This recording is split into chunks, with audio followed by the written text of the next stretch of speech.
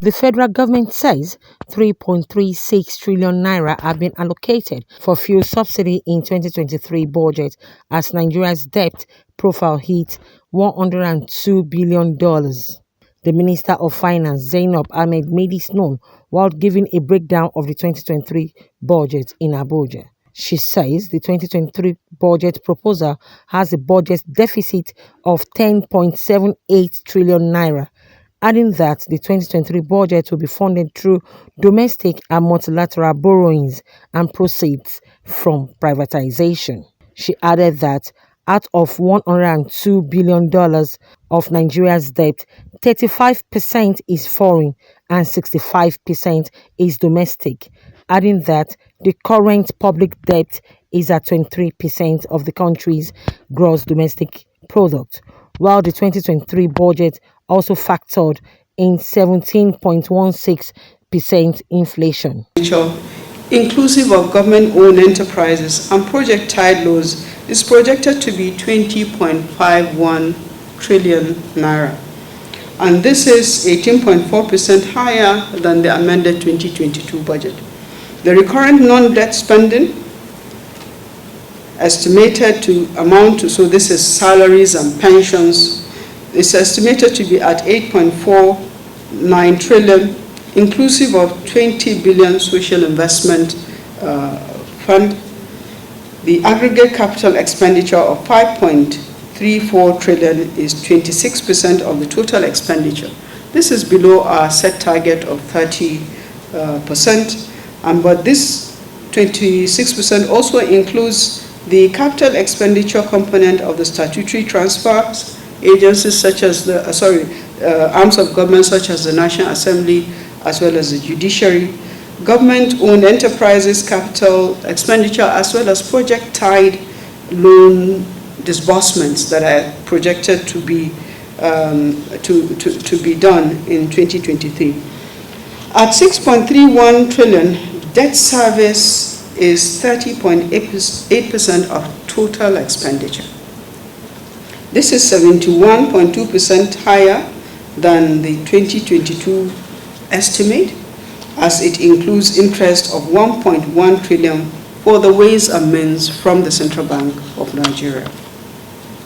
Overall, the budget deficit is 10.78 trillion for 2023, and this represents 4.78% of GDP. Again, this is higher than the 3% that is set by the fiscal responsibility. According to the minister, the draft 2023 budget has been prepared on the background of international challenges such as Russia-Ukraine war and COVID-19 pandemic, adding that the revenue generation has been a major challenge to national development in the country.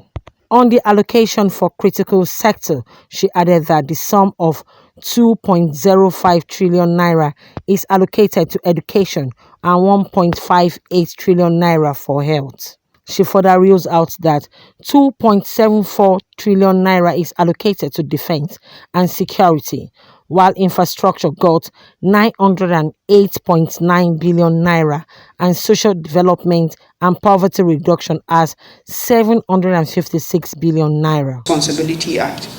But the same Fiscal Responsibility Act has allowed the president to increase the 3% to GDP threshold if, in the opinion of the president, that the economy is going through an emergency.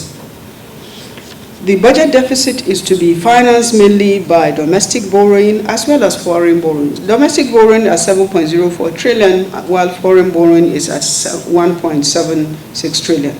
Multilateral and bilateral loans already secured and being implemented, the drawdowns from these loans will be 1.77 trillion. Proceeds from privatization will be 206.18 billion naira.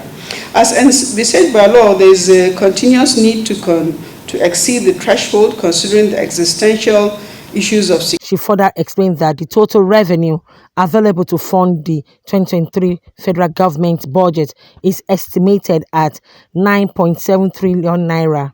This includes the gross revenue of 63 government-owned enterprises, totaling 3.48 trillion naira of this. Federal government oil revenue share is projected at 1.92 trillion naira. Non-oil taxes are estimated at 2.43 trillion naira, and independent revenue are projected to be 2.21 trillion naira. Other revenues total 762 billion naira. The government-owned enterprises will remit 1.06 trillion naira to federal government consolidated revenue fund and retain 2.42 trillion naira for the expenditure and reserves. However, in aggregate, 20% of projected revenue is expected from oil-related source, while 80% is to be earned from the non-oil source.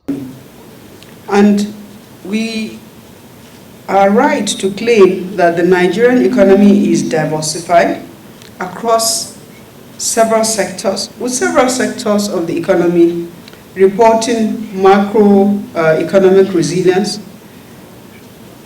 but with the oil and gas sector contributing only 6.33% of the GDP as at the second quarter of 2022. The greatest contribution to our GDP is still from the agricultural sector at 23%. This is followed by the information and communication sector at 18%. Trade follows at 17%, manufacturing at 9%, and then the oil and gas sector. We have seen between the first quarter 2021 and the 2022 and